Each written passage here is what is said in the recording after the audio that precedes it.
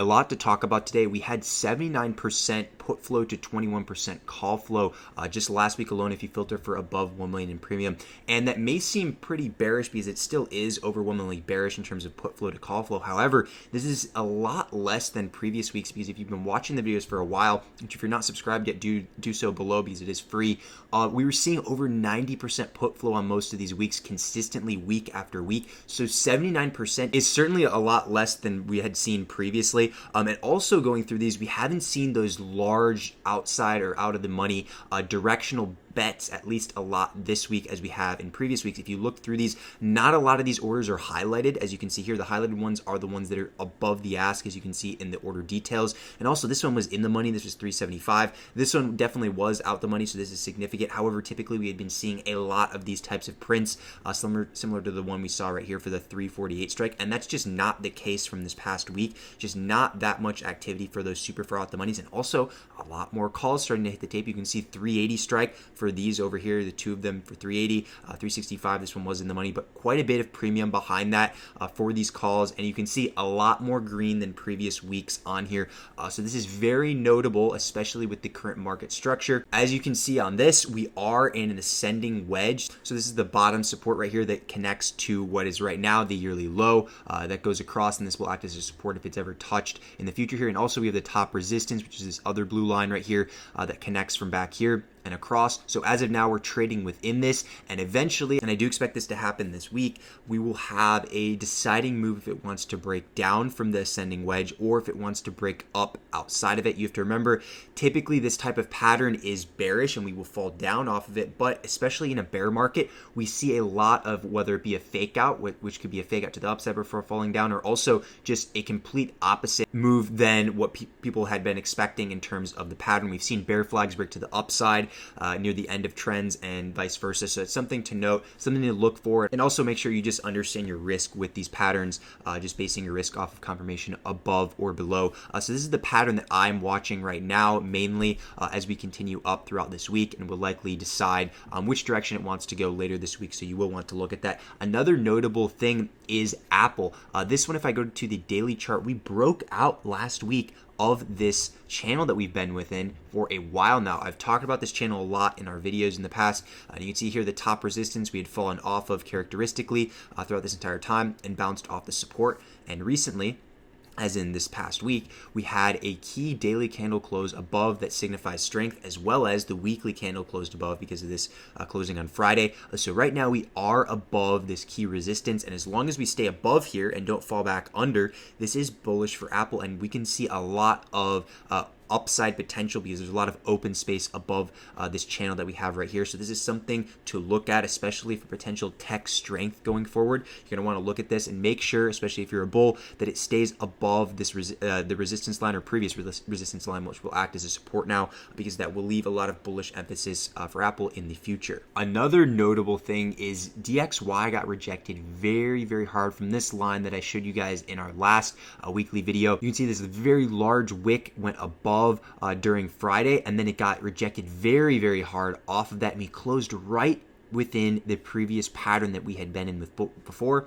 And if we were to close below this support level right here that had been previously a support, if we were to close there below this week, that would be very bearish because this would signify a fake breakout to the upside after a hard rejection up here, and that can leave a lot more downside for the dollar, which in turn can help equities a lot because the dollar rallying for this very, very long amount of time has weighed a lot on equities, and having a weakness or potential weakness in the future can aid with a bid in terms of equities rallying a bit harder after. So I'm definitely going to continue looking at DXY, see if we get that close below this level here, because then that can give us insight if there's potential for SPX to actually start going up more from the low that we have had so far. Now, we have been trading within this VIX downward channel now for a bit, and you have to remember it is a bit harder to chart volatility. So you can see here we have been outside of the channel a bit in the past. However, for the most part, all intents and purposes, this has stayed within the channel, and right now we're getting close to a potential breakdown and test of this 2855 level to 2850 level. Very critical level, because if you go to the daily chart here, this will basically signify if VIX is done with the upside for at least a bit. where it would have to go down a bit further and we have some more weakness in the future, or if we have a potential bounce up into the future and then we see a retest of this 35 to 38 range where it will decide if it wants to go even higher off of that or get rejected again. So this 2850 roughly level is very critical, and you can base it off of a previous pivot right here on this daily candle, and then also the main one, main pivot where this low happened over here. If we're not able to have some form of like a double bottom around here and it falls below, then again that can lead to more bullish emphasis in the S&P 500, and it can continue up a lot higher. So a lot of this is going to converge together, such as DXY testing that lower trend line, as well as VIX testing this potential 2855 level. So definitely watch these levels to determine on what direction we can go in the future, because if volatility falls below this, VIX falls below this, there can be a lot more downside for it because it's not holding up like it had been previously up here. And as you can see in the past, when we got rejected in this like 30 plus range, you can see it gets rejected very hard, like back here in March. You can see over here it got rejected hard up here in May and fell down into June. So something similar can happen if it gets below this 2850 level. So definitely mark that level on your charts. Now, to pair with the tech theme of this video so far, QQQ, we definitely want to talk about the level that I've been referencing from this past week quite a bit now. The 269.40 level, as you can see on the chart that I have over here. This comes from the June 17th low we made. This was the previous yearly low for a while until it got taken out pretty recent. And what's critical about this level is the fact that we actually got back above it. This is acting as a very key pivot with the below being more bearish emphasis and above being more bullish emphasis, potentially all the way to around at least this level up here past 290 if it is able to stay above. Now, we did have a weekly candle above. If we go to the weekly chart, it will paint a better picture here. We did have a weekly close above, which is the first weekly close above in the past 3 weeks. You can see we closed below right here, below again, and then another lower low over here. So this is a very bullish weekly candle that, if we are able to hold above, especially this week,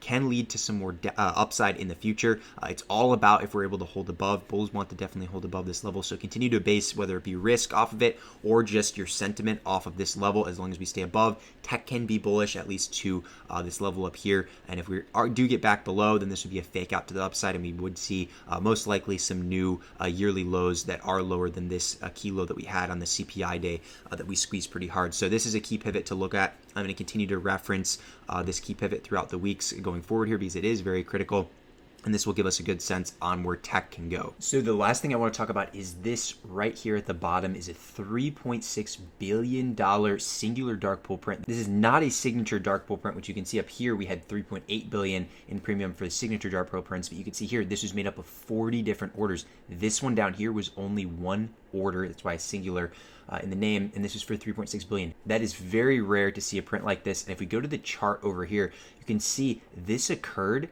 right near the low of day for Friday. I'm on the 15-minute chart right now, and as you can see, we had a major bounce above this 364.60 level, which is where that print was. And after we had this big bounce in the 15-minute chart after the open, it just never looked back, continuously went up and up and up, further and further throughout the day to close near the high of day. So this level is critical because as of now, it certainly seems like this was a buy, and a large buy at that. So we're going to base our risk off of this level in the future. It would be bullish over kind of like what I was showing with you with QQQ earlier. This is going to act as a pivot in a sense for the fact that if we stay above, that is more bullish emphasis because of a potential large buyer from earlier. So this is going to be critical if we stay above for bulls because it can go a lot higher off of that. And then the inverse would be if you're bearish, you're going to want to see at least us get below this range at the very least of this level, whether it be the lower end of the wick right here on the 15-minute candle, which would be the low of day from Friday, or around the 364.60 level. This is going to be critical because unless you see confirmation below this, there's potential for more bullish emphasis upward at first. So you don't want to get caught being short when we're over a large print like we just saw. So just something to write down for future weeks, even beyond this one, based on the level we saw today, because this is a kind of print that is super, super rare to see. We rarely see a singular dark pool print on SPY over 1 billion in premium. So this is critical. The fact that it was well over 3 billion, just pretty insane to see a print like that. But other than that, though, appreciate you guys coming out and watching this video today. We will see how this week goes, and I'll see you guys on Wednesday for the midweek video.